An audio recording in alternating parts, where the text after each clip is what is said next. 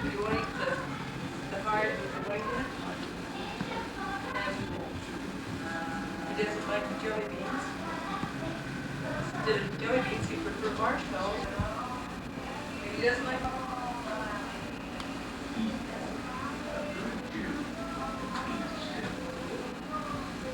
I have to go and sit out there for a little while. yeah, we can.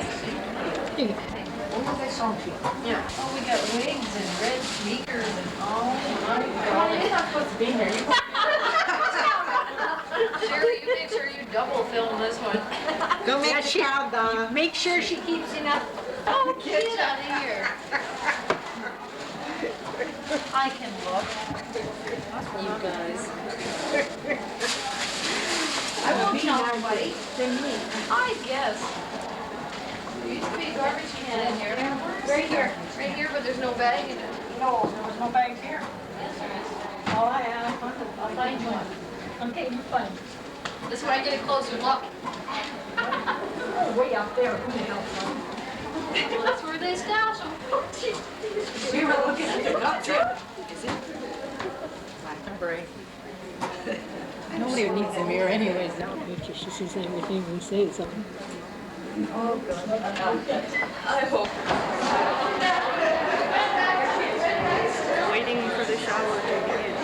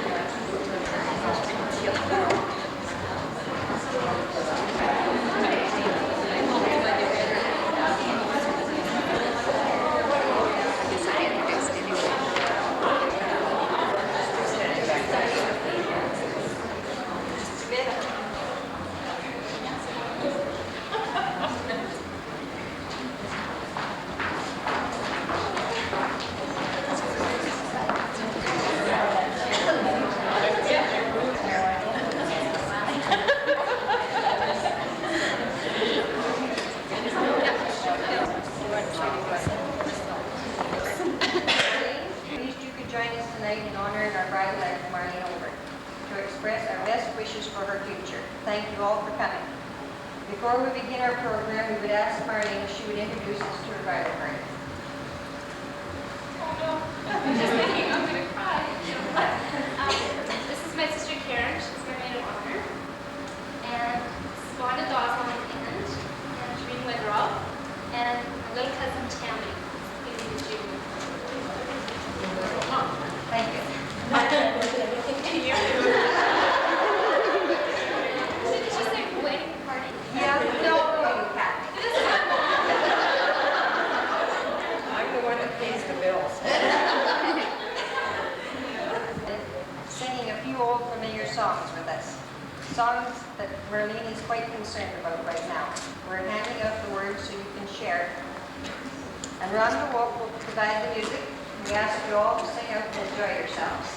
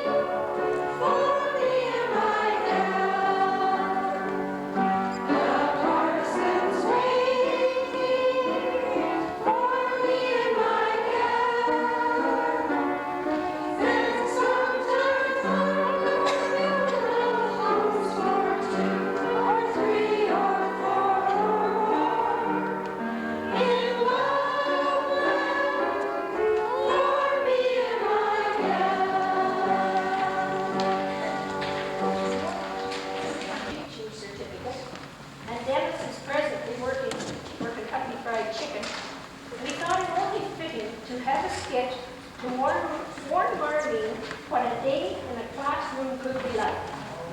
May this never happen to you, Marlene.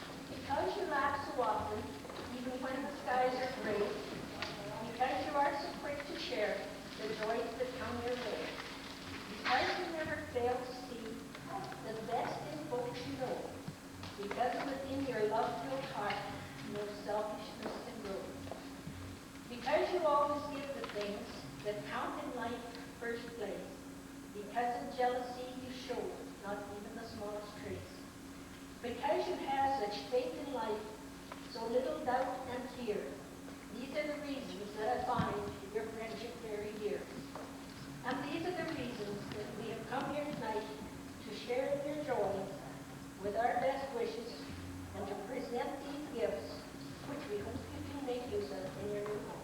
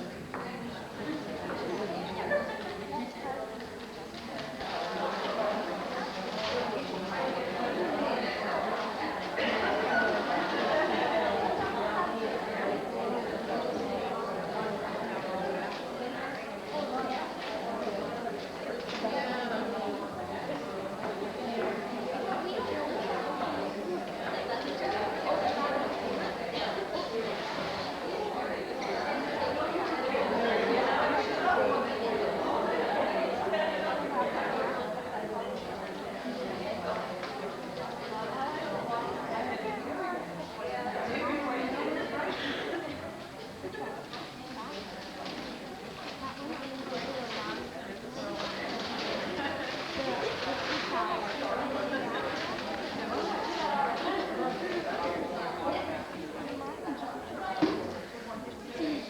hope it's turned off. Is that on? Everybody quit talking.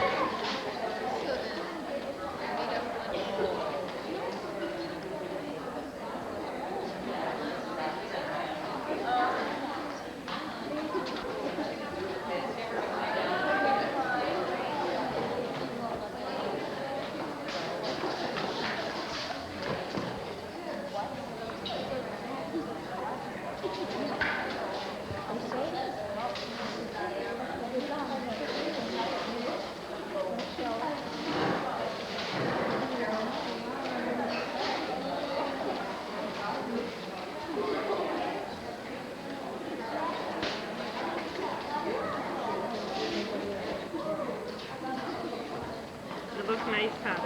Huh? You look nice. Oh, do I? Yeah. 4 feet wide. Now you're going to hear that.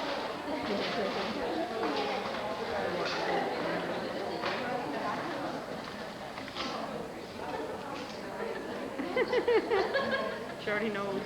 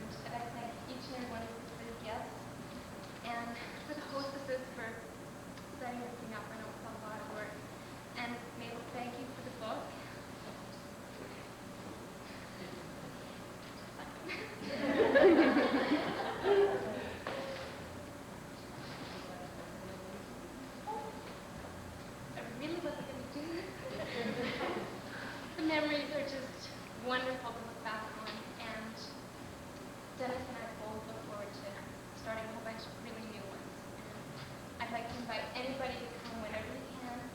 See our new home and meet my wonderful husband to be.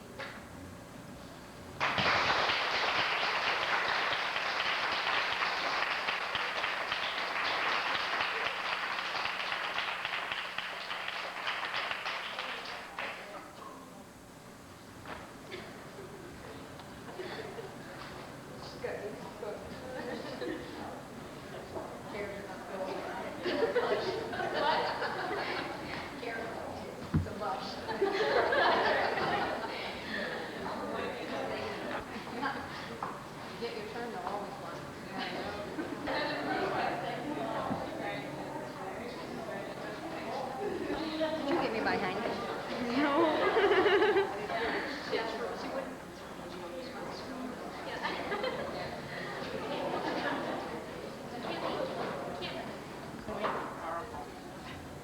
Tammy like water.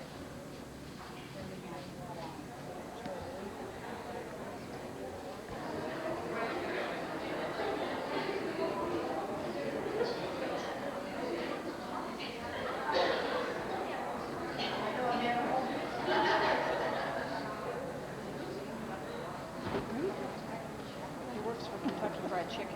Oh, those are drumsticks. Oh, who made me?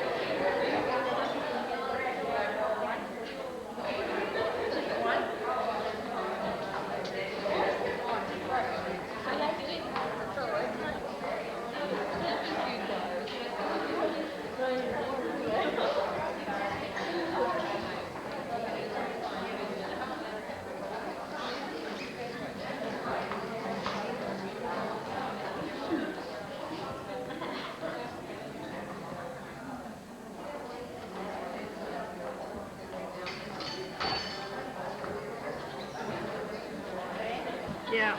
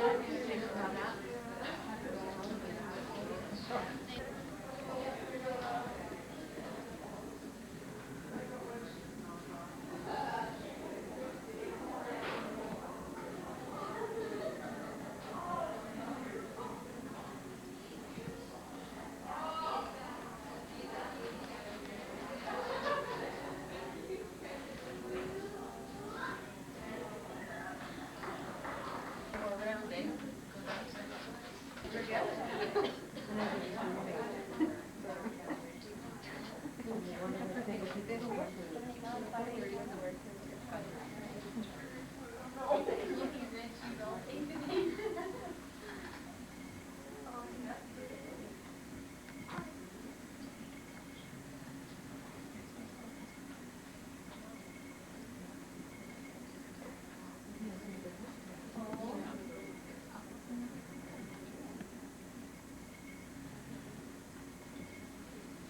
like to welcome you tonight. Our theme for the evening is the recipe for happily ever after.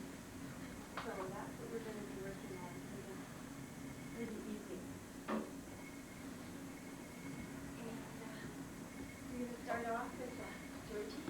Anne's heart. Now everyone's going to share an experience of your first meal that you made for your husband, or if you're not married, then boyfriend.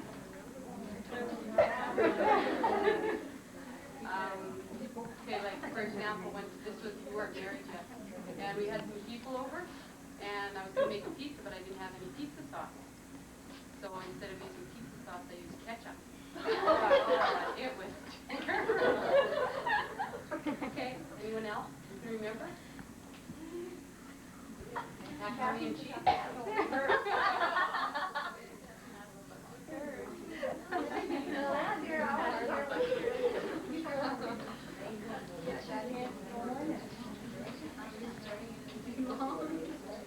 Sure. Okay. Just before we got married, my sister had said to my mother, I feel so sorry for that man. He's marrying that girl, and I'm sure she doesn't know how to boil water. I did know how to make apple pies, however, because Grandma Campbell had made sure I knew how to do that. She liked to par apples, and she gave her something to do, so I made apple pies all the time. But I never did boil water.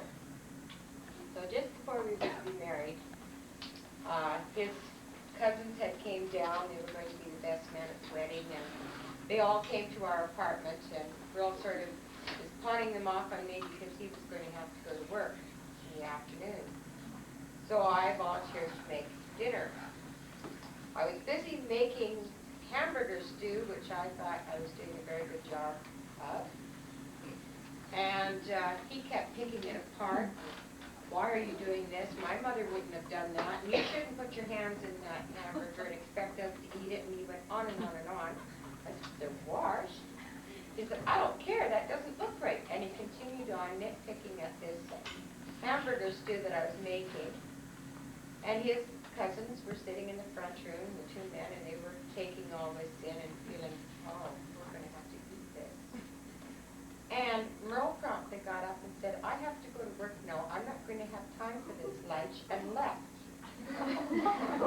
There I was. You know, two men, and I made this hamburger stew, which I was quite proud of, and he had put it down, and I thought, what am I going to do? They're going to think it's terrible. I took it out onto the table with the trimmings.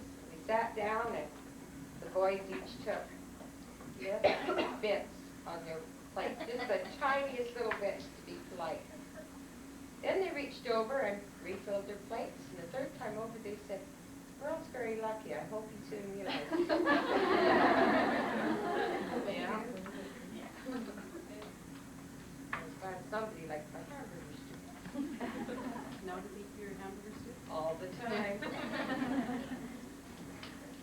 were married. We didn't have a honeymoon or anything. We had a one-burner kerosene stove that I didn't know how to light. And he'd gotten up fairly early in the morning and gone to school to teach school. And so I started thinking about, in the morning, you know, what should I make for lunch? So I looked in the cupboard and there wasn't anything. I thought, well, what will I make, you know? So I thought, well, first of all, I sat down and had a cry about it all. And wondered where I'd go, where the store was and everything. So I thought, well, I better get busy and run up and ask Mrs. Carey anyway. So I ran up there and I said to me, what shall I make, you know? She says, well, do we have any eggs? I said, no. Well, what does he have? And I said, well, there's a can of soup there, sort of a tomato soup. She said, well, why don't you have that? She said, I'll give you a little bit of rice and you can put it in.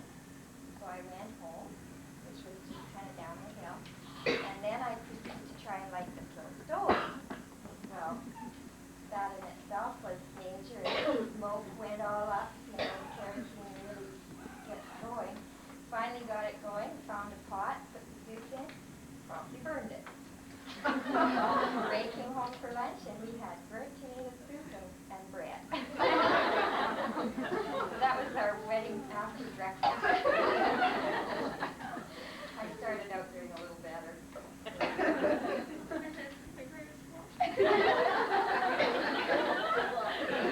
Be sure he gets to see this part of the videotape. Yeah, I'll make sure he gets to see it.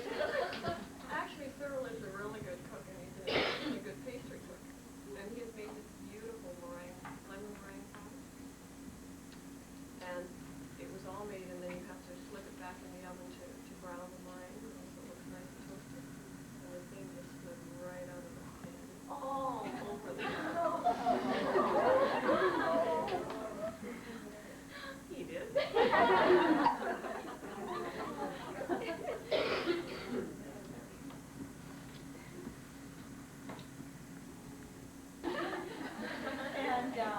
And when I was single, I had this little one-room, whatever, bachelor, whatever, I don't know. Everything was in one room, a little kitchenette and a hide-a-bed, and everything was in one room. And I invited Robin for dinner on a Saturday after work, and so he came, and we had liver and onions, and really nice supper. I mean dinner. And he ate his dinner, and not with as much gusto as me, because I love liver and I don't cook it very often. But anyway, he ate his liver. And then he said, oh, by the way, Mom invited you to come for supper tonight. So I said, oh, great. So we went and did some shopping, and then we went to his mom's for supper. And do you remember what you had every Saturday for supper? It was liver. Every Saturday for all of, he can remember all of his childhood years, he had liver on Saturday for supper. And he never told me, and the poor guy hates liver. I know but he ate his mom's too, because he didn't want to offend her either. I'll never forget that. We don't have liver, but maybe 1 to 2 years at home. And I eat it out every chance I get.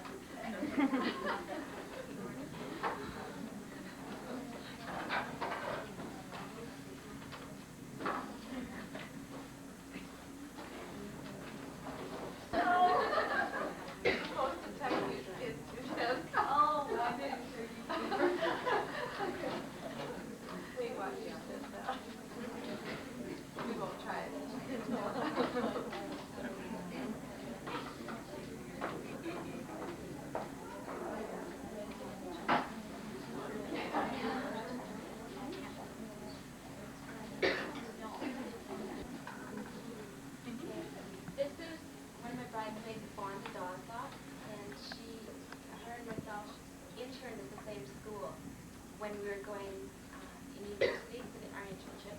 And it was like a godsend because Wanda and I both have the same kind of Christian beliefs. And her husband and Dennis and I have become very close friends. And it's very neat how God set it up. And everybody knows my mom. She's going to remember me. I always used to forget her.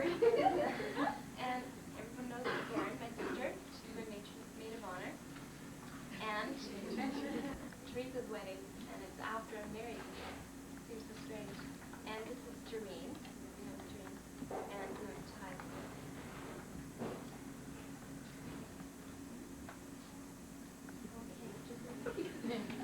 Oh, and for anybody who doesn't know, Tammy Dunn, Lee's oldest, is my junior bride.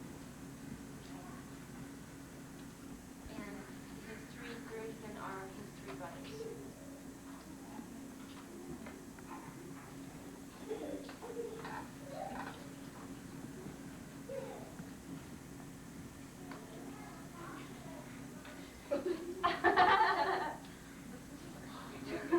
Is that right?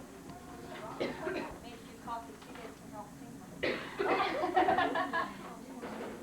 You just want to pass, you'll have to share for that. I think it's going to stand there. Melanie and Nazi have been busy working on this project for Marlene. Yeah. you can't sing. You can't sing.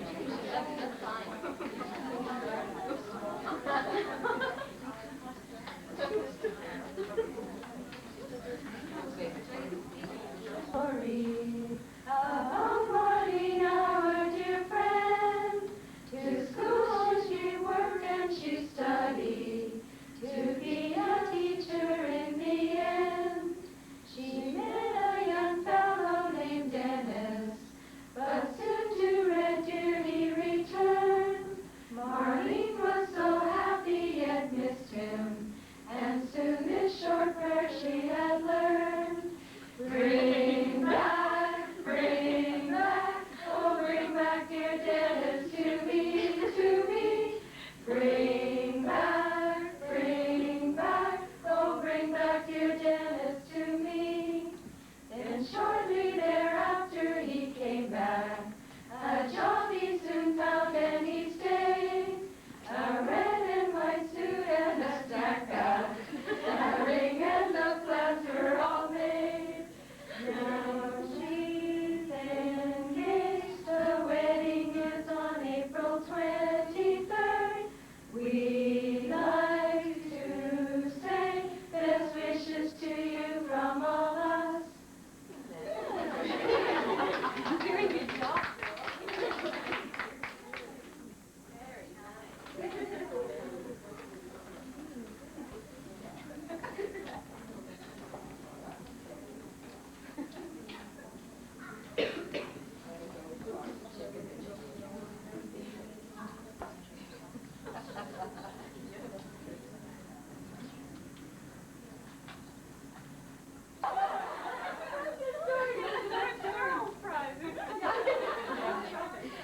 I could just picture him, you know, throwing it.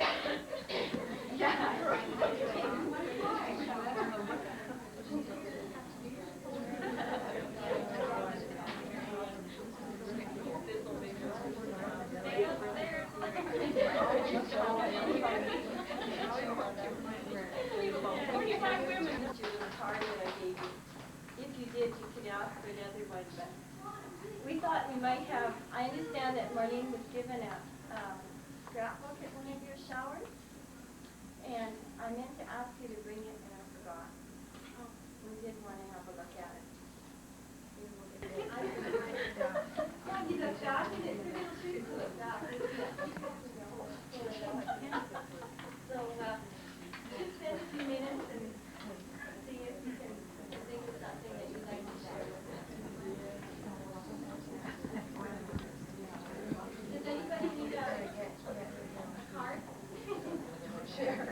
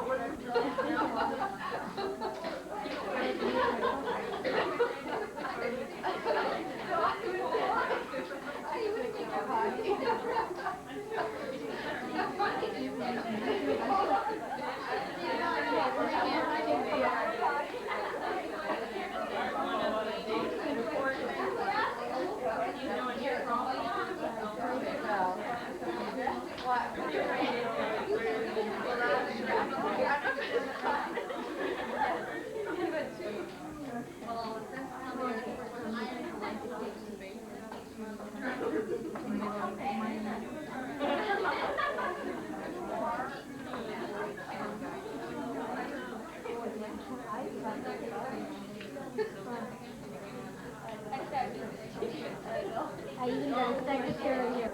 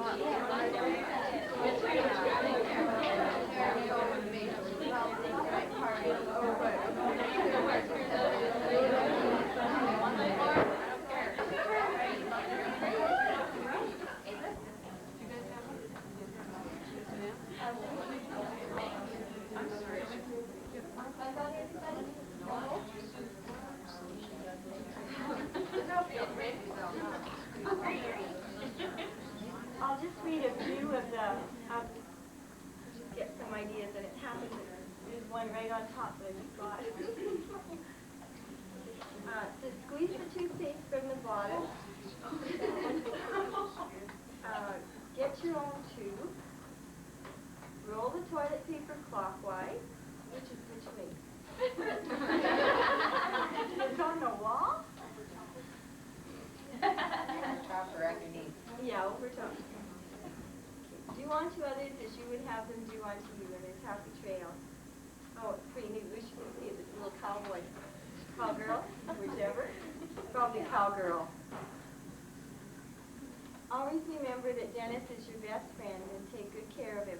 He's the most precious gift from God. Always be happy. Use patience and love. One say that one. Learn to pray together. It will give you both encouragement and strength. And some cooking tips. Don't let anyone tell you that making bread is difficult.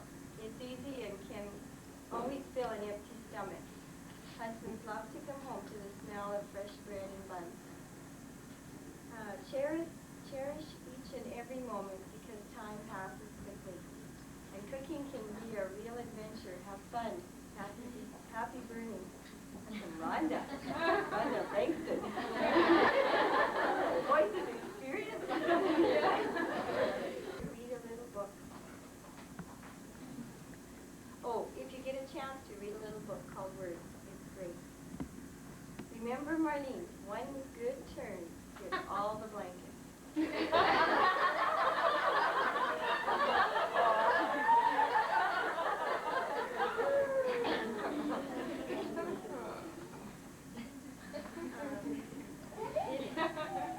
It has been said that if you are late starting supper, put an empty pot on the stove and quickly set the table.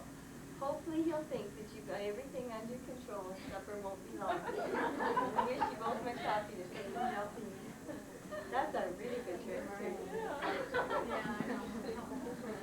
We know you'll be happy. Make God the head of your home. And make it a priority now to always have time for each other. Don't stop dating. Share your joys and your sorrows with each other. Communication is the key. Have a fun time traveling and spending time together before the little ones start arriving. Ask the Lord for words both kind and loving, and hearts always ready to ask for forgiveness as well as to forgive. God bless your marriage and His love. A verse to remember daily. Commit to the Lord whatever you do, and your plans will succeed. Keep lots of food in the fridge. Seriously, just keep smiling and being the warm, friendly person you are. Remember to be happy and take time off to laugh, even when it appears absolutely foolish at the time. Times seem to come around when nothing is a bit funny. Look for a funny connection in the immediate problem. The way to a man's heart is through his stomach. That's a long way to go. Well, that's the advice of one of our young girls. Neglect the whole world rather than each other. Never yell at each other unless the house is on fire. I like that one. If one of you have to win an argument, let it be your mate. Remember, the one in the wrong is almost always, or most often, the one who's doing the most talking. For Dennis, clean the whiskers out of the sink.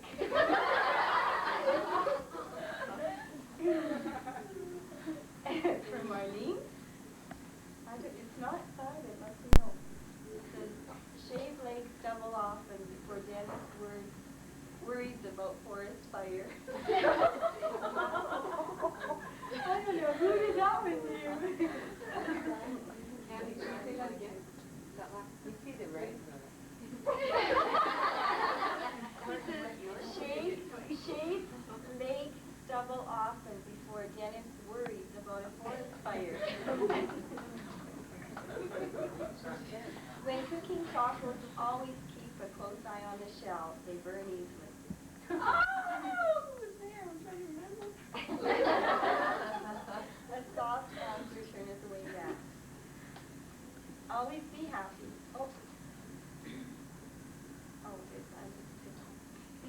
being your husband, make Dennis your best friend. Walk, talk, and share happenings from each day, and you will become best friends. And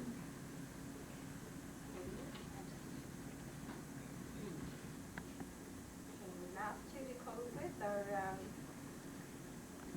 always be happy, use patience and love. Remember, I'm looking forward to grandchildren in a couple of years or so. Can guess who that one is? And here for the finale, this is the best advice. Not the best of it all, but this is good. The best thing to make for dinner is a reservation.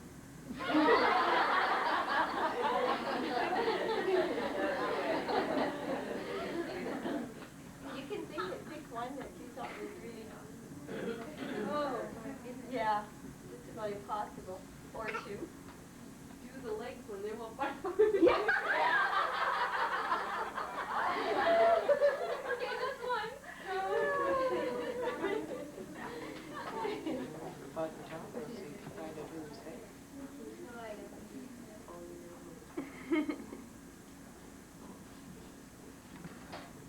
Well, I really get cold at night, so I like that one big twin. Oh, that one.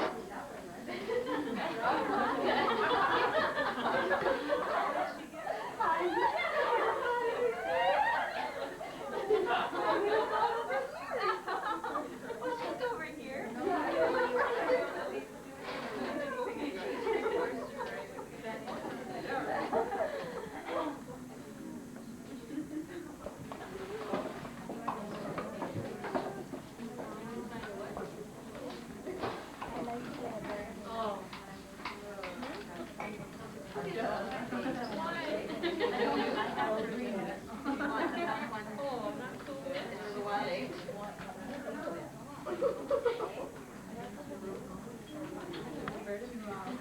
There you go. Tonight, the topic is a recipe for a happy ever after. Marlene, brides-to-be are sometimes like spotless new dish towels, quite inexperienced around the kitchen of matrimony. I created a little recipe to help you whip up a happy marriage. The fail-proof recipe comes from God's Word. In Ephesians 4 and 32 it says, "Be kind and compassionate to one another, forgiving each other just as in Christ God forgave you." And in 5 and 2 it says, actually I think I'll read the whole thing. "Be imitators of God, therefore as dearly beloved children, and live a life of love, just as Christ loved us, and gave himself up for us as a fragrant offering and sacrifice to God." In these verses, we find the ingredients for a beautiful, fulfilling marriage. Acceptance, forgiveness, and love are three essentials for every wife and husband. God has lovingly placed these ingredients on the shelf of the believer's heart. I'm using chocolate pudding mix to represent the first ingredient, acceptance. Acceptance is an excellent beginning for cooking up a happy marriage. Your first stages of acceptance occurred as you fell in love with Dennis. Weren't you sometimes surprised how he chose his clothes, ordered food, or spent money? Family backgrounds are rarely, if ever, identical. While your basic values may be the same, in the kitchen of marriage,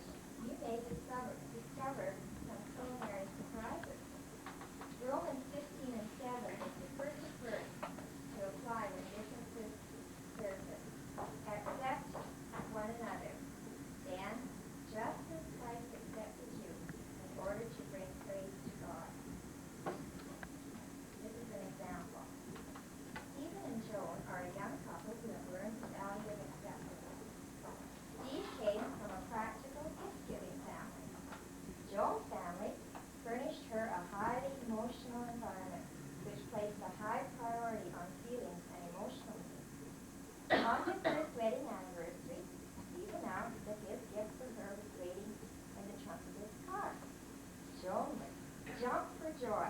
She was so happy. He had remembered. It must be huge if it was in the trunk of the car. When Steve opened the trunk, the lights dimmed on the celebration. Inside were 5 bags of fertilizer for Joe's garden. That was several years ago. Today, they accept each other's natural inclination. They also know how the other partner prefers to be shown love. Another vital ingredient for a happy marriage is forgiveness. Forgiveness is the art of keeping the countertop of your relationship with Denis quite clear of bad feelings. Grudges, outings, long silences, and avoidance have no place in the picture of a happy marriage. Forgiveness reflects a Christ-like attitude where Christ completely forgave us. Now, once in a while, Marlene, you'll face the difference in opinion with them. You'll feel entirely right and entirely wrong. The words which make magic ingredients at this point are, I'm sorry.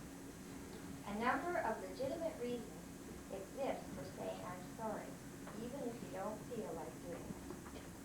You are sorry for the red eyes and the nose brought on by tears, for the squeezy feeling in your chest because you don't like to fight, or because you'd much rather be cuddling up with Denis than seeing him look so sad. When you say I'm sorry first, you follow Christ's example of forgiving us first. Denis will find it easier to say he's sorry too. The last and most important ingredient for a happy marriage is love. The world can't get enough of it, and neither can your marriage. It's the one ingredient with no limits on the amount you may add. While too much acceptance, or forgiveness can turn one partner into a puppet, love overflows merrily out of a happy marriage, flavoring everyone it touches. Love Denis in thousands of tangible ways. Write him notes and letters. Celebrate dates which are important to your relationship. Plan many vacations through the year. Keep a sparkle in his eyes by being fun to live with and to love. Look, I'm going to wait for putting there.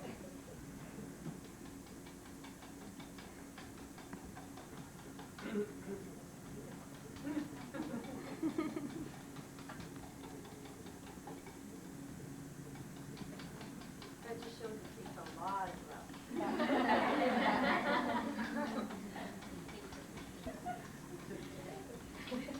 want to know what they're talking about over there. You want to know that I was stirring up straight?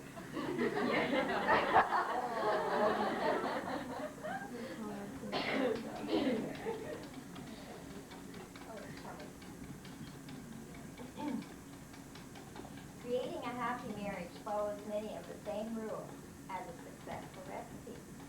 The right ingredients must be added in the correct amount in a time-tested way.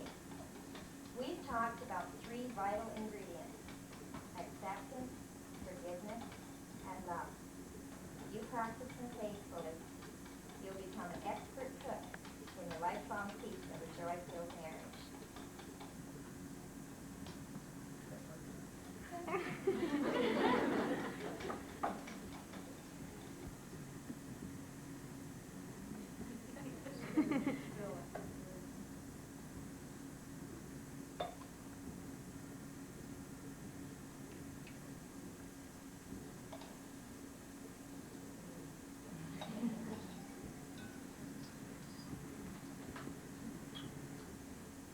Just in closing, I'd like to offer a prayer.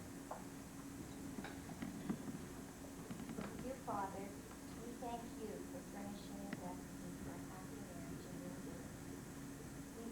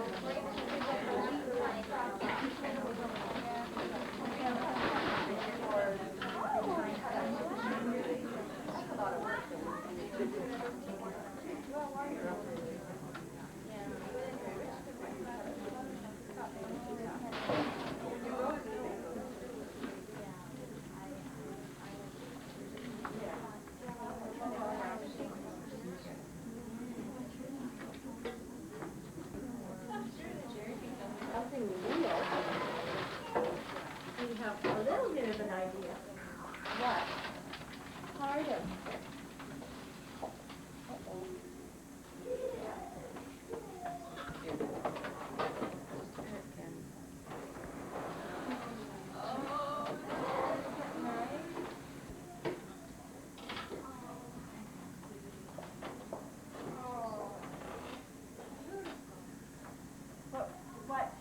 What you ladies all got was a place setting of 8 and a completer set, a teapot, and the tea kettle. Yeah. Before everybody goes for something to eat, I want to say thank you. It's it's hard to say exactly how you feel, and everybody has really shown their love for me and Denis by doing things like this, and I really appreciate it and thank you, and we're going to love it in our home. I hope as many people as possible can come out and see our new home and have supper with us and use our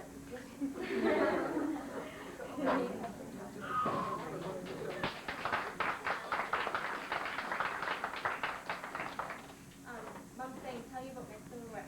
My grandfather came on Saturday, and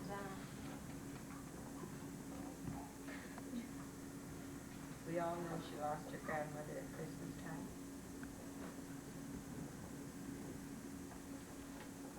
Would you like me to finish for you? Okay. What happened was when Grandpa came, he wanted to give Marlene something very special. So he gave her their complete silverware set of good silver from him and Mom as a final gift, because she loved her granddaughter so much. And he wanted her to have something very, very special. And it was the gift that was given to them when they got married.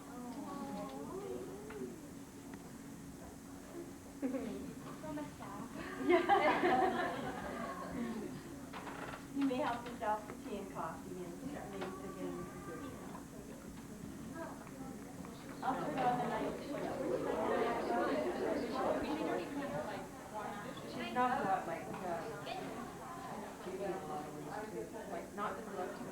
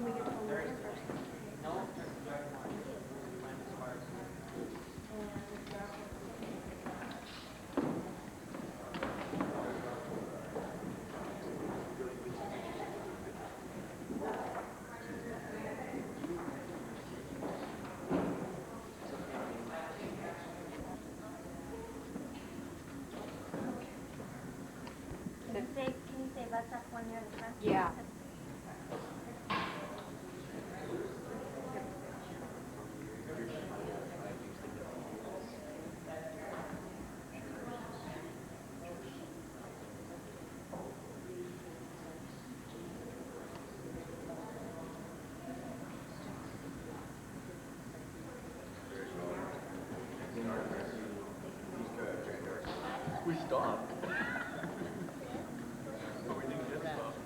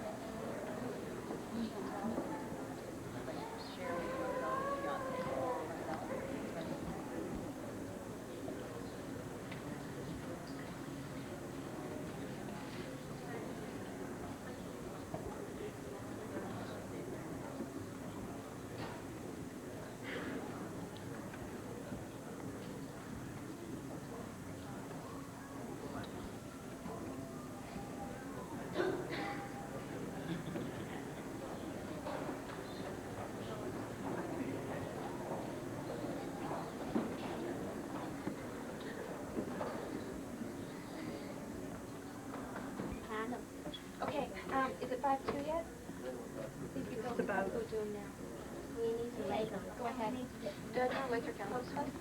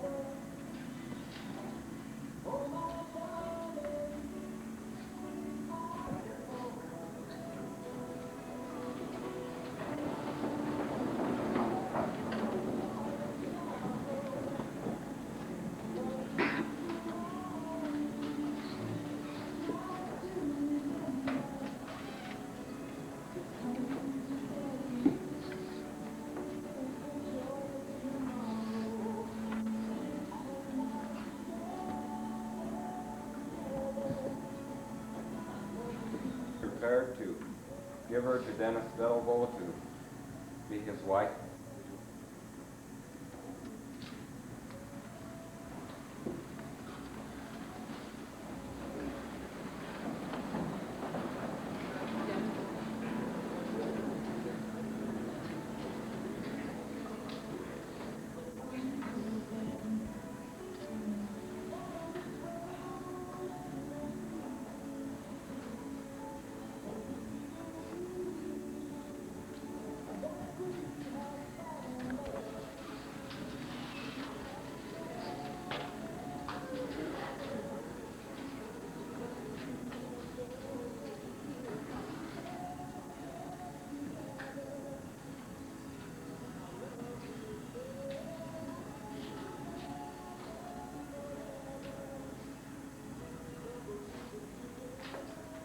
That you are here today. What an honor it is for them, for you to be here. As the place was filling up, I got feeling how grateful we are that they're going to stay around, because we're always trying to fill up the church, and you two do a pretty good job of that, so we'll just keep you here. Everything's gone as we practiced up till now, so you can relax, okay? From here on, it doesn't matter. Thank you for being here. Just a couple announcements. One is that during the ceremony, I think most of you have finished your flashing, so the lightning's over, and we'll just wait now for the thunder. And during the ceremony, if you would hesitate with the flashes, and then as soon as Marlene begins to sign her life away over there at the desk, you can flash all you like. Secondly, we would, on behalf of the reception, which is to follow at Lumsden, I hope that most of you can find your way there. It's not that difficult if you take the road out to Saskatoon to Lumsden, and then take the underpass, which takes you around and underneath the highway to the west. Take the first one to the left, and then go to the right, you'll find the Centennial Hall. So you go off the highway, underneath the highway, and take the first left to the south, then the right to the west, and you'll be at the banquet. As you look at all these people this afternoon, you can see by their faces that you're among friends.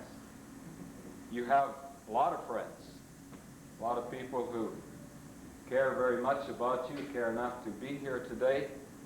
And as you look at the audience, I wonder how many years of married life you can see.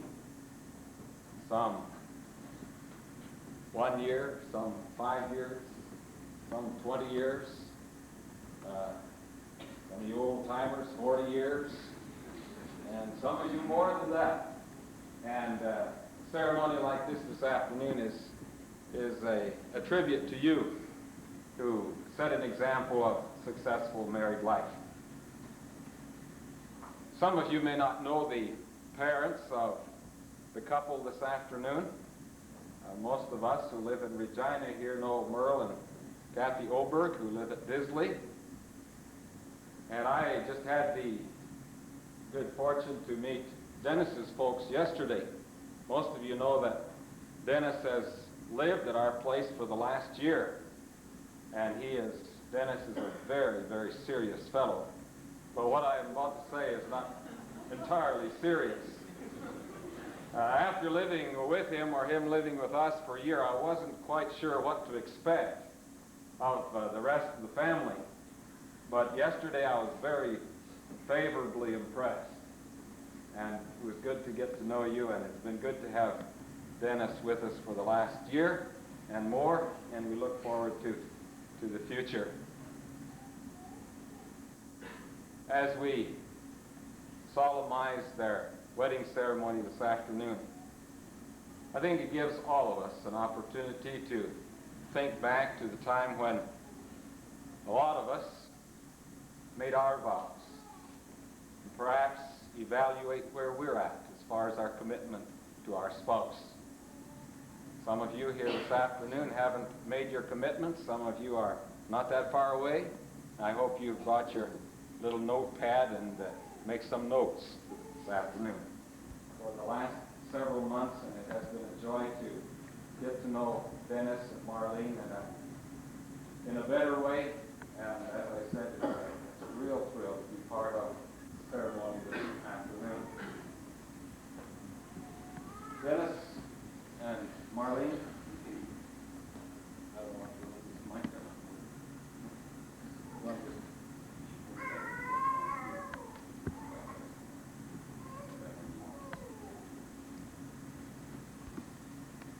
But it's not just your plans and your family's plans. This is God's plan. And as you make your commitments to each other, you make those commitments realizing that this is not just a human idea. This is God's idea. From the very beginning, He made us so that we would come to this point, that we would make commitments for life to each other. God has a plan for us, and I'm happy this afternoon that each of you has decided to fit into His plan. From disaster here and there, I think it should give you confidence this afternoon that this is God's idea, that man didn't think this up, but we're happy to fit into God's plan. And I would like to share with you 3 verses of Scripture where God specifies how we can be successful in marriage. Denis. He says, Denis, love Marlene, even as Christ loved the church and gave Himself up for it. That's the example. Nothing, I mean nothing, is too great a sacrifice to give because of your love for Marlene. Denis loved Marlene just to the degree that Jesus loved the church and gave His life for it. Paul wrote to Titus. He had something to say that is pertinent to Marlene's future. He speaks of the older women who are to teach the younger women to love their husbands. This word love, in this case, means to be your husband's best friend. Denis likes red cars and fried chicken. Well, I think you will have no problem in being a better friend than either of these. You are committing yourself this afternoon to be Denis's best friend. And then a favorite passage of Scripture is 1 Corinthians. As Paul talks about the subject of love, way back before Hollywood and our popular songs have obscured our understanding of the word love, Paul said that love is basically 2 things. Love is patient, and love is kind. Love is patient in that it puts up with, it bears with the failings of other people. And as you enter into this marriage, you're going to have an opportunity to put up with failings, shortcomings, like you've never seen before. But love will see you through. Love is patient. But it's not just patient. It's not just a passive thing, it's an active thing. Love is patient, and love is kind. That's the active part. Then Paul goes on to list 8 different things that love is not. He says, love does not envy. Love is not boastful, not proud, not rude. That's a pretty tall order. How would you like to be married to somebody who didn't do those kinds of things? Then he goes on to list the last 4 things that love is not. Love does not seek its own. It's not easily angered. It does not keep a list. of the other's wrongs. Love does not delight in evil, but it rejoices when right is done. As you love each other this afternoon, as you commit yourselves to love, you're committing yourselves to be those kinds of individuals. So Paul then goes on to list 4 things that love always is. Love is always protecting. Love is always trusting. Love is always hoping. Love is always persevering. You know what Paul says? Love never fails. And every once in a while, maybe every year, or maybe every month, or maybe every week, or if you're real diligent, every day, you could turn to 1 Corinthians chapter 13, verses 4 through 7. And where you see the word love, you could insert your own name. Make sure you're living up to the standard. I suppose in all of that, we could summarize this. He wants you to be considerate of each other, to be understanding, and then some. Then some. This afternoon, as we solemnize this wedding ceremony, you have decided to make your commitment firm in several ways. One is by stating your vows, by saying them. Another is by exchanging the rings that you have purchased for each other. Another is by signing your name on the line over there. But I suppose that all of those things, you have seen people throw all of those away. You have seen people disregard what they have signed their name to. You've likely seen movies where people have thrown away their rings, where people have denounced their vows. When it comes right down to it, it's up to you and your integrity and your commitment to what you're doing this afternoon. So, at this time, we remember many people who have made commitments, many people who have made vows. Like Ruth in the Old Testament, who was so committed to her mother-in-law, when her mother-in-law said, "You go back and stay at home," she said, "Don't ask me to leave you, not following after you. For where you go, I will go. Where you stay, I will stay. Your God will be my God. Your people will be my people." And this afternoon, you can share that kind of commitment if that's what you plan to do. So I, Denis, take you, Marlene, to be my wedded wife.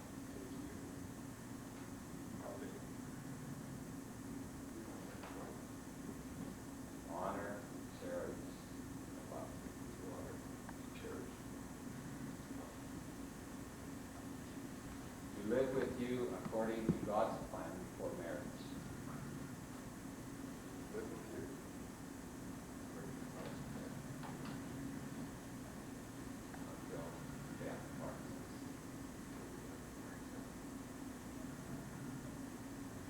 I, Marlene, take you, Denis, to be my wedded husband. To love, honor, cherish. Sickness, health. Prosperity and adversity. Living with you according to God's plan for marriage. With that, let's pray.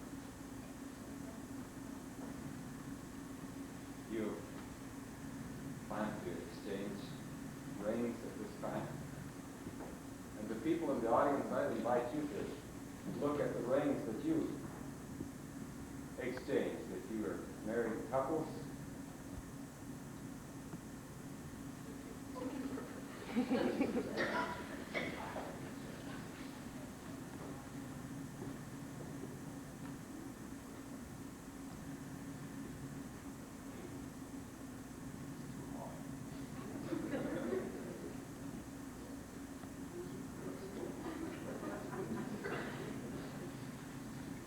Now, Dennis, will give you an opportunity.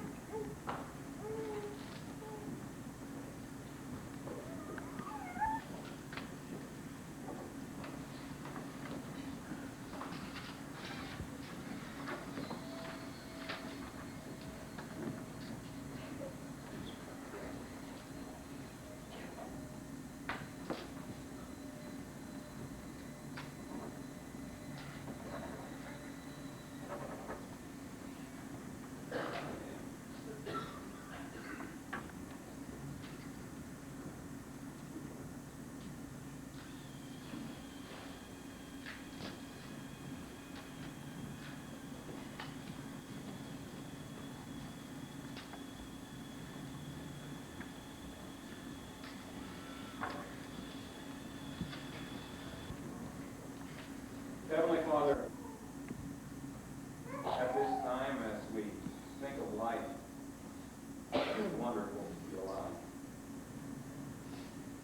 We think of the marriages that are represented here, and we thank you for them. We thank you for the many families that are present here. And as we focus on the marriage of Marlene and Denis, we want to ask your blessing upon them in every way. Father, may their love grow from day to day. May they learn the sweetness of sharing a life together, of making a whole, of fulfilling your purpose here on this earth. We want to thank you for Marlene, Denis. We thank you for their faith and commitment to Jesus Christ, their Lord. Now we thank you for their commitment to each other. Thank you that we have had an opportunity to witness this afternoon their commitment to each other. And may we always, in the years to come, be an encouragement to them in their commitment to each other. Bless the remaining activities of this day. Thank you for providing in such a wonderful way. In Jesus' name. There will be no reception here. It will be at the hall. Marlene, Belvo.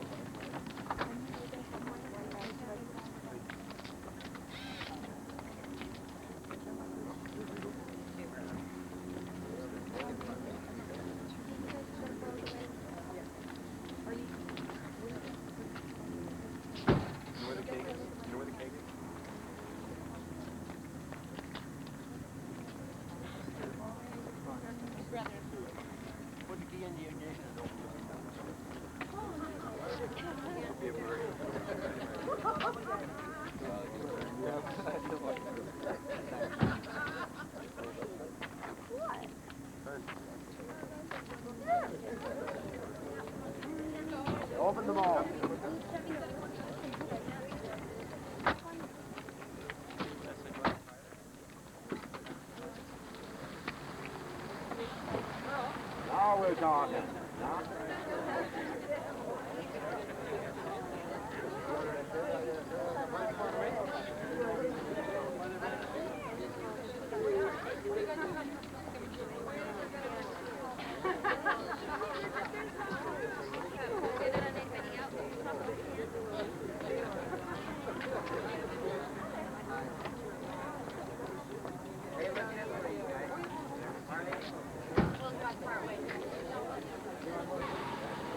We follow you.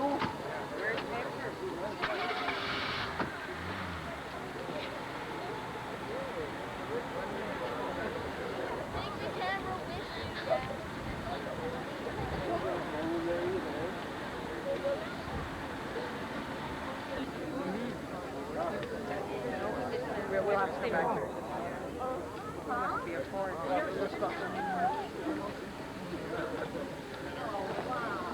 Hi, are you good?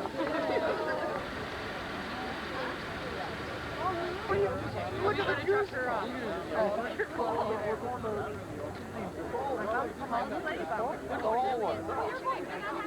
I bet I am.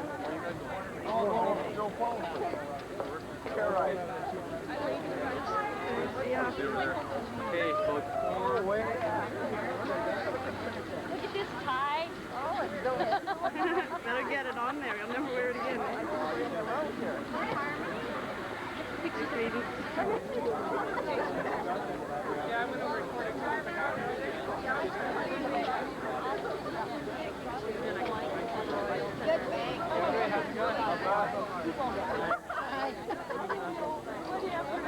I should have made that. 3 months. How you been? Not bad. Busy?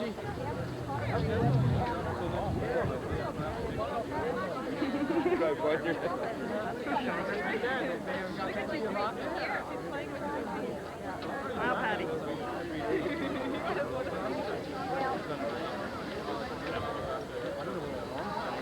Yeah, he is. I phoned him yesterday.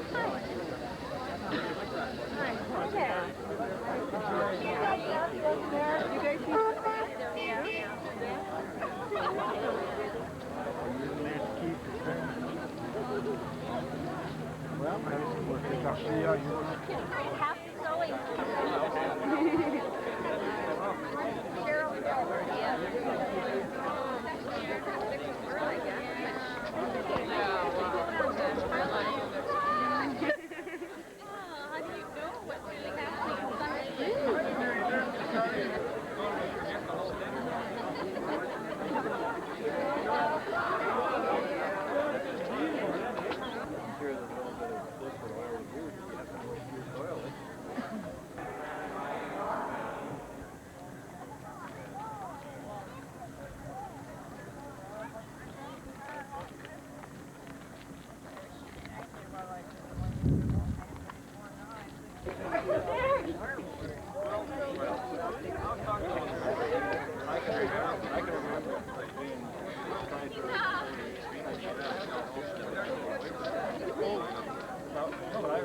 Yeah, I'm sure of that. Yeah, like it was we're redoing the constitution and stuff.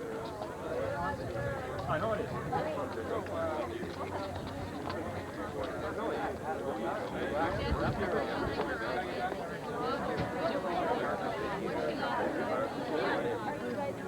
When you phoned him before, he talked to you.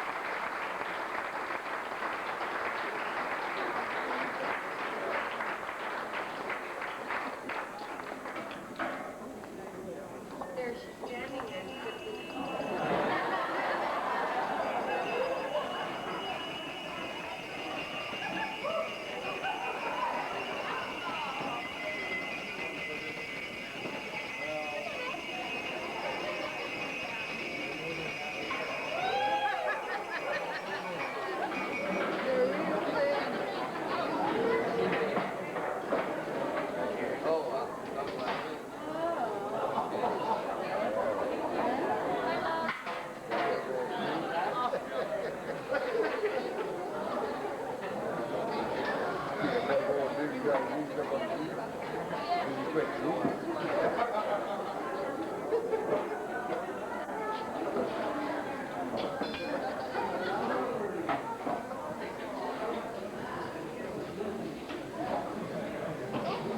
I hope everybody's having a good time here today.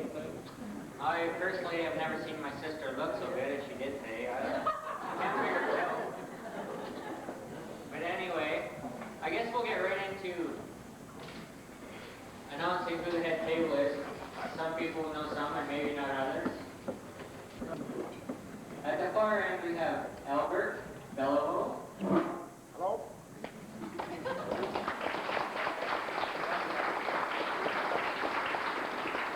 Next we have Beatrice. These two are Denis's parents. Next in line we have a brother named Serge. I have a feeling there might be a thing going with my cousin there.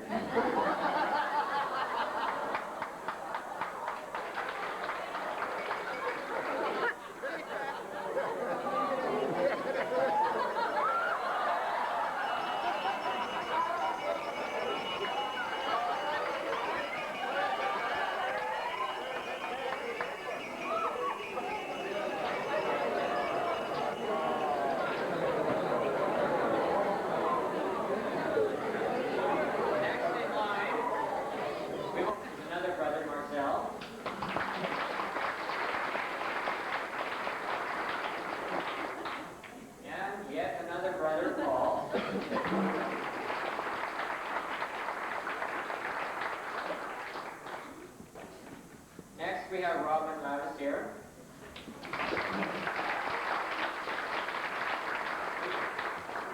He's a good friend of the groom.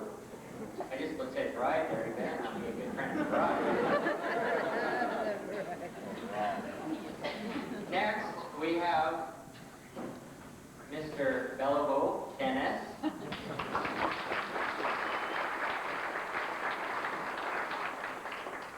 And next, Mrs. Bellovo, Marlene.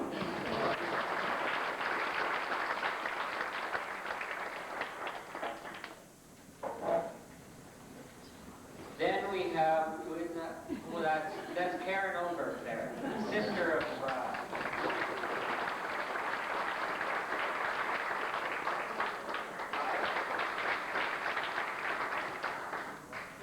Then we have Doreen Weatherall.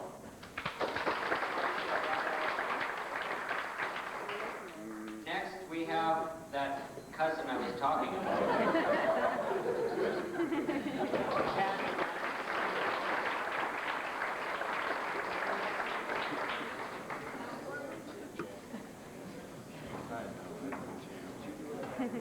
The first one is Merle Unger.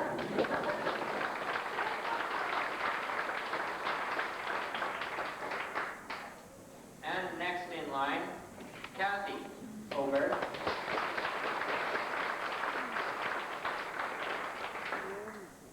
And then we have another special guest here. That's our grandfather, Cyril Stibble.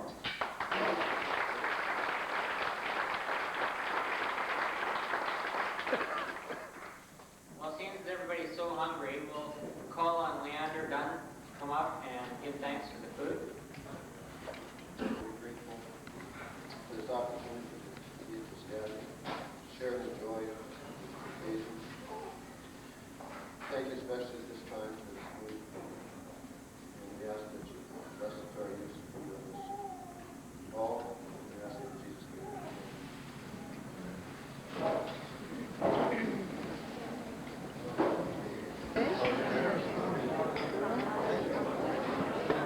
All right.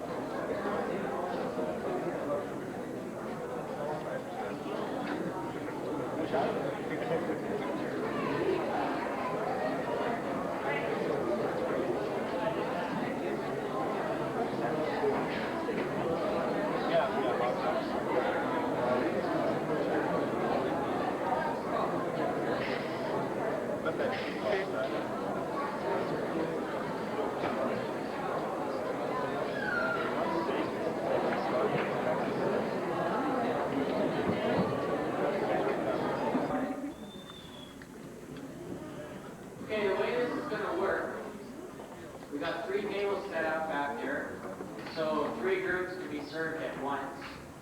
We're going to take these first 2 tables, and they're going to go to the middle table around this way. Then the middle 2 tables are going to go around this way, and we'll try not to have a collision on the way. They'll go around the back, and there's the table in the corner over there. Then the table, the last 2 tables over here, will go to that first table.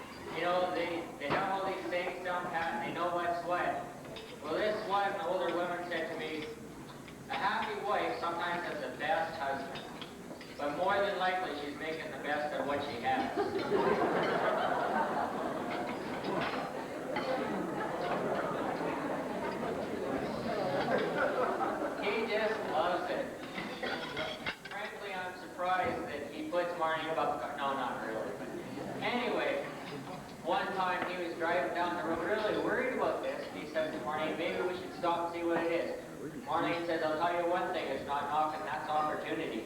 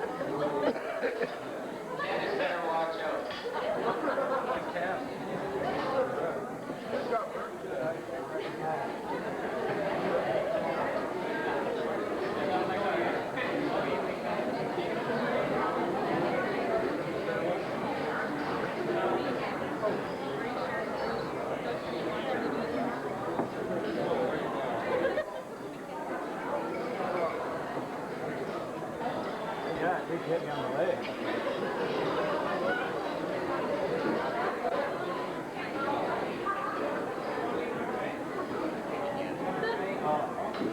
You can't imagine the number of things that went through my mind.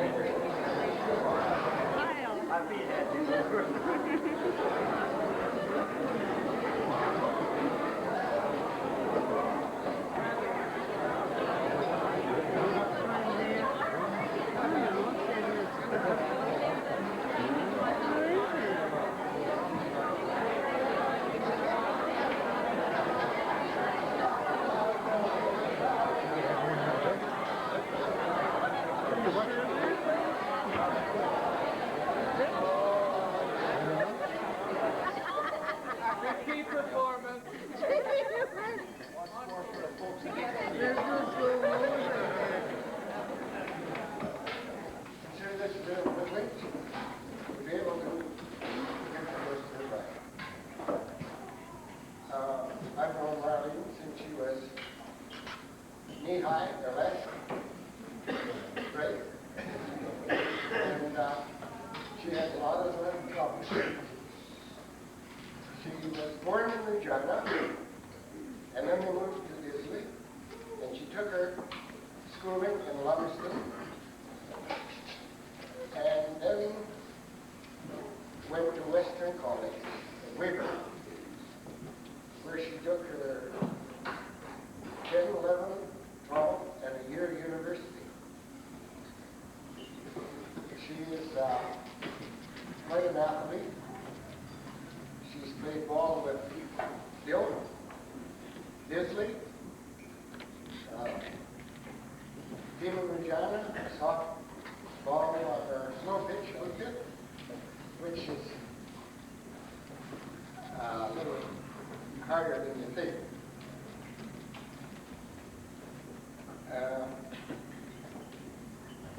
She has her degree, or whatever you call it, for her swimming instructor and life saving certificate. Marlene also sang with the Sweet Ad Lions and still sings with them.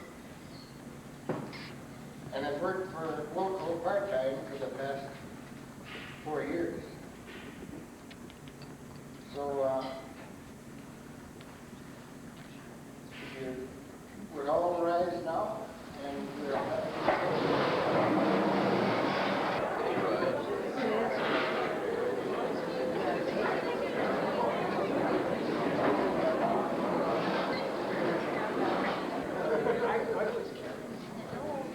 I'd just like to thank Ken for his nice compliments to my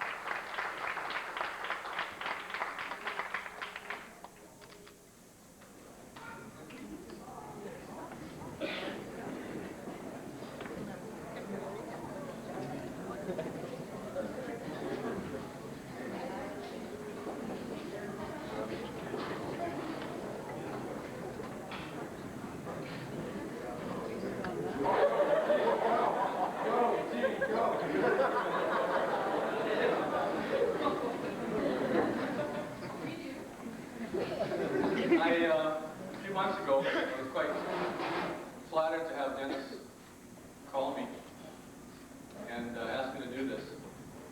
I guess the thing that I was puzzled the most about is I couldn't understand why he wanted me to give a roast to the groom. And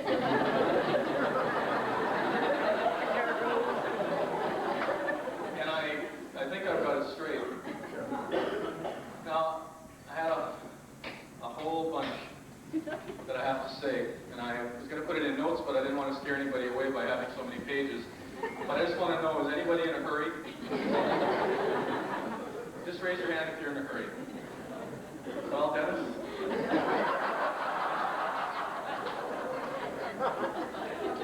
I'll try and keep it as brief as I can. This is, I don't know about you, this is the only wedding I've ever been to, reception, where usually everybody's, you know, getting along and trying to stall. But nothing like this. It's usually the groom is finished eating and he's waiting for everybody and everything to get done. And this is the first time I've ever seen anything happen where everybody's had to wait for the groom to finish eating.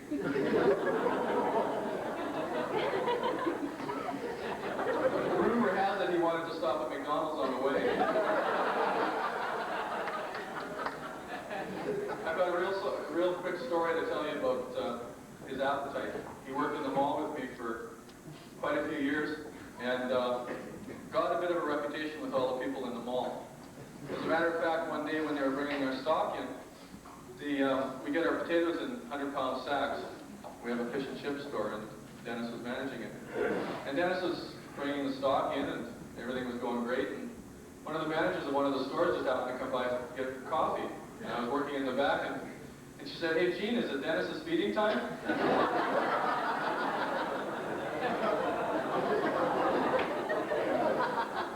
So I think that gives you an idea about his appetite. It was really a coincidence that everything I had to talk to him about, he sort of helped out tonight. Talking about being late, we couldn't even go through the receiving line because Denis was late. And the problem has happened ever since he got his waterbed. A few years ago, he got his waterbed, and ever since then, I don't think he's been on time for anything. I've got a couple of presents that I would like Denis and Marlene to open, and I'd like to tell you a little story about that.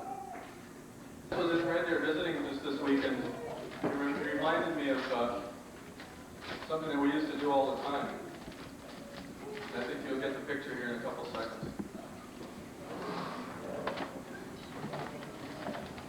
Newspaper.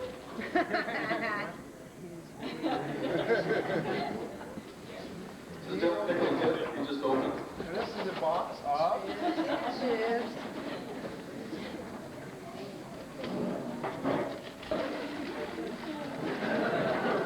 Marlene has the secret weapon. She's going to open that now. There's a story about Denis and his chips. He has it so scientifically figured out that he can eat one bag of chips perfectly to one container of dip. And I decided that for Marlene to keep the upper hand, if she had the other container of dip, he would always be at her beck and call.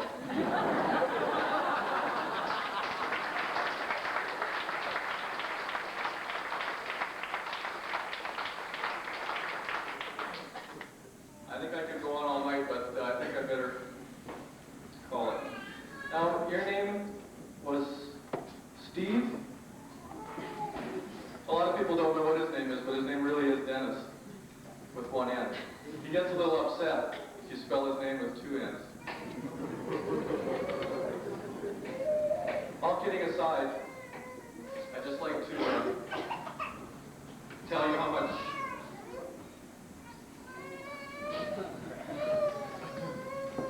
Denis means to me. Sincere, very loving. And I think that, Marlene, you have picked quite a guy, and he is going to take care of you.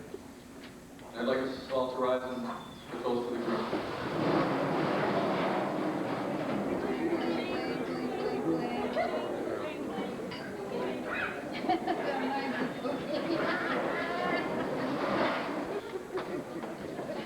Best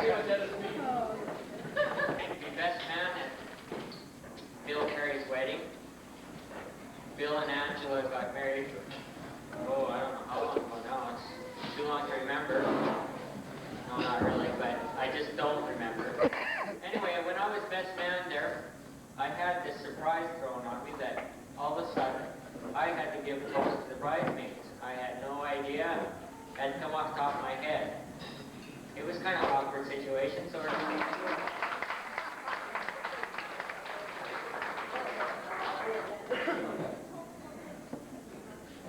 I promise I'll make this short and sweet.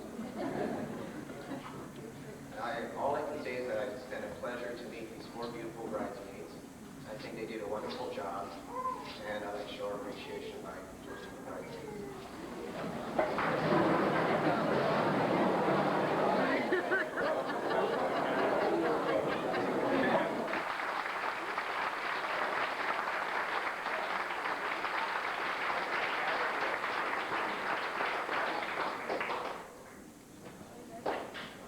After helping out here, getting things ready and that, setting up, her grandmother would be here, but she couldn't.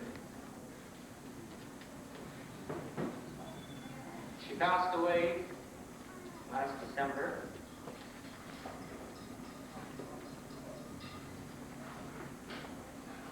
We just want to have a little memorial here for her. One of Grandpa's nieces wrote this letter to him. And I'd like to read it to you.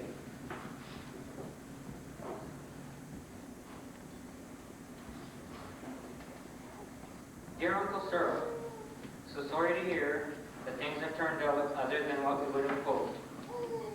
Aunt Bessie was a rare person, and we will miss her.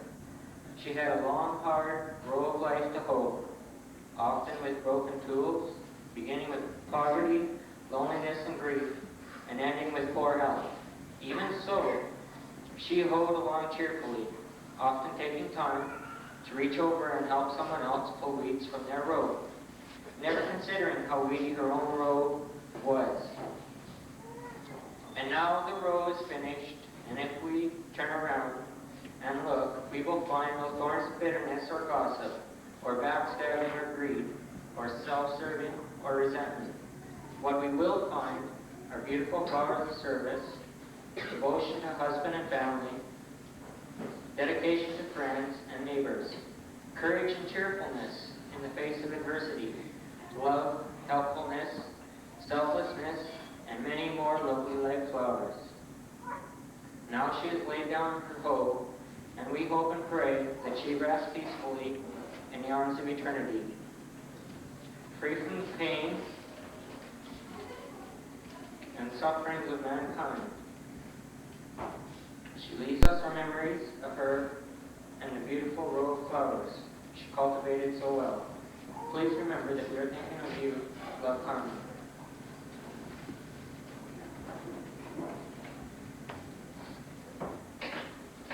We appreciate Grandpa letting us read this. We never got to see Grandma that much. She lived far away. But it's through things like this that we got to know. Thanks a lot.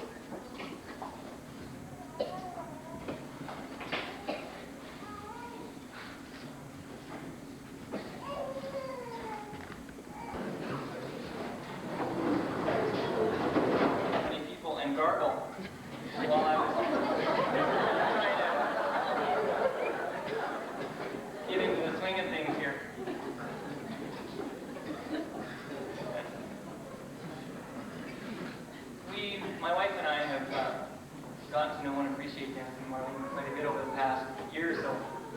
But I've got to confide with you something. There's something really peculiar going on with these two. I didn't notice it at first, but after a while I began to pick up that every time we would go out for a bite to eat, he always seemed to hang back. And then I pondered this over in my head, trying to figure out exactly what the problem was. But, I guess he's just a romantic guy.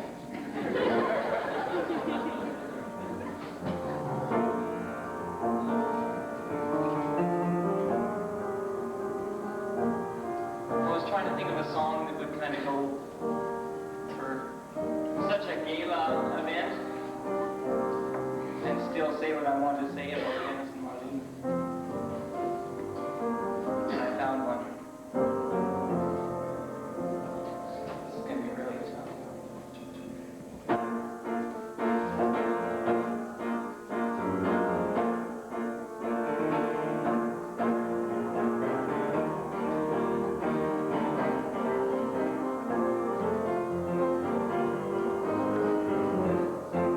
The moon is shining brightly, the wind is blowing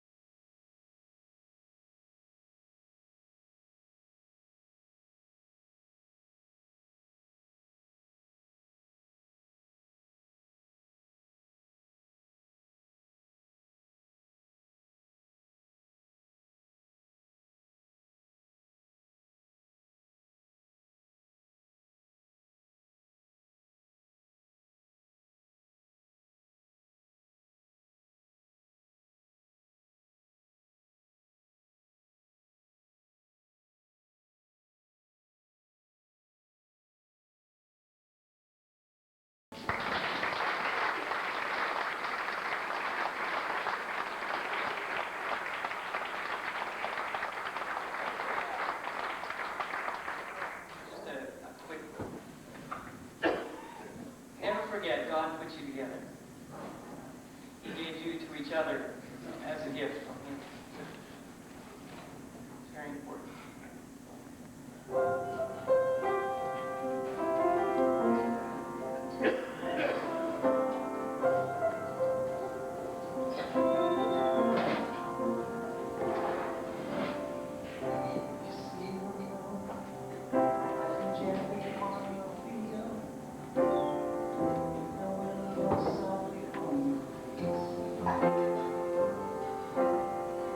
The sunset lingers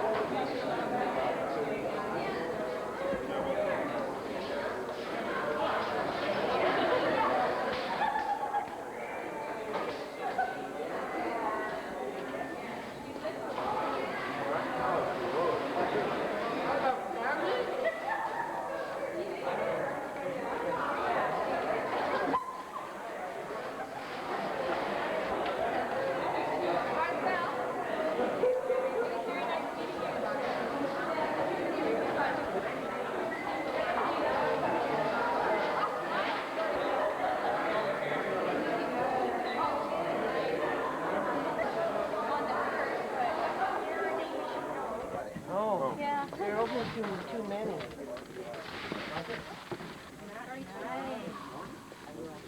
Marcel, Paul, I have your beer. Paul?